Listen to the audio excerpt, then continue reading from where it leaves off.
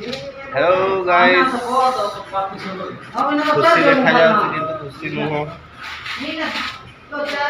ଆଜି ଏମିତି ଭିଡ଼ିଓ ଆଣିଛୁ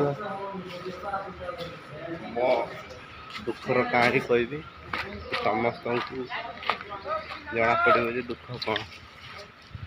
ତ ଏଠି ଆସିଛି ଗମୁକି ଆଉ ଥରେ ଦେଖିପାରିବେ କ'ଣ କ'ଣ ଅସୁବିଧା ହେଇଛି ଏଠିକାର। ତ ଚାଲ ସେ ଜିନିଷ ଗୁଡ଼ା ଦେଖେଇବି। ତ ଏଠି ଆପଣ ଦେଖିପାରୁଛନ୍ତି ଏ ପାଣି ଗାଧଉଛନ୍ତି।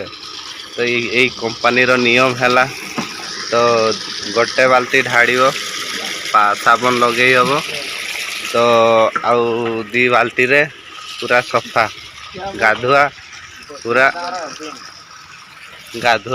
କ୍ଲିୟର। ସେ 2 ବାଲ୍ଟିରେ ମାନେ ପାଣି ଇନଭେଷ୍ଟ ହେଉଛି।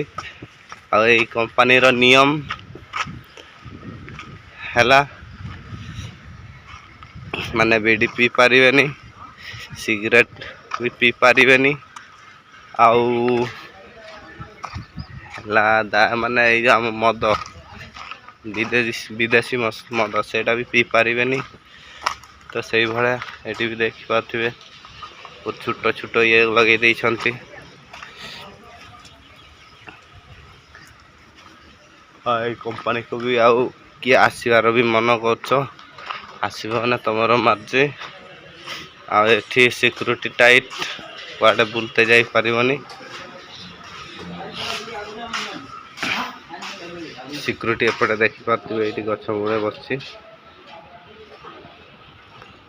ତ ଯିଏ ବି ଆସିବାର ମନ କରୁଛ ଆସନ୍ତୁ, ମନା ନାହିଁ।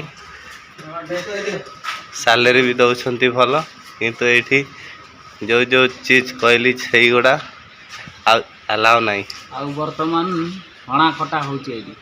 ଯିଏ ବାହାରକୁ ଗଲେ ମଦ ପିଇକି ରୁମ୍କୁ ଆସିବା ନାହିଁ, ଆଉ ମଦ ଏଲାଉ ନାହିଁ। ଆଉ ଯିଏ ମଦ ଆଣିକି ଆସିବ ସେ କମ୍ପାନୀ ଯେଉଁ ହଷ୍ଟେଲ ଭିତରକୁ ବି ଆଲାଉ ନାହିଁ।